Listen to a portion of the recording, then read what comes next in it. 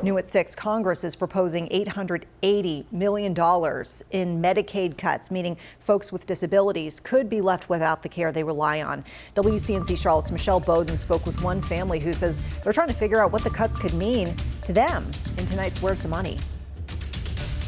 A Charlotte area mom is fearful for her daughter's future with all the talk of Medicaid cuts. Her daughter has cerebral palsy and relies on Medicaid for much of her day-to-day life. At 30 years old, Kelly Ryan still relies on her mother to help with most everything she does. Good? Do you have enough? Let's see. There's some cute pictures of you as a baby. Her mom often translates for her. Beginning at the time I was born. Mom. Kelly has cerebral palsy. Just mainly has physical impairments, and then emotional regulation is tricky and a little bit slower processing, but cognitively she understands. Yeah. So it's just frustrating to get things out. Yeah. Kelly, I want to be clear. I want everyone to understand. You understand everything we're talking about. Yes. Yes. She knows full well how helpful Medicaid has been almost her entire life. How crucial is Medicaid for you and your family?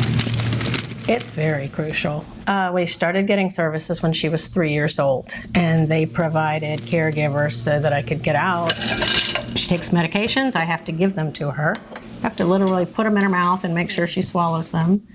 Cut up her food, help her with bathing, hygiene, you name it. Kelly is now a junior in college studying counseling, something she can only do thanks to the help of caregivers paid for by Medicaid.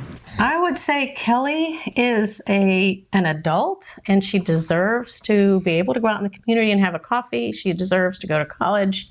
She loves to learn. That is something that could all go away if cuts are made. It could affect us, and I don't know how or what, but I need an income. She needs to stay out of an institution, and this is how we make it work. In other words, without Medicaid's help, you'd be forced to have her institutionalized. I would be forced to have her institutionalized.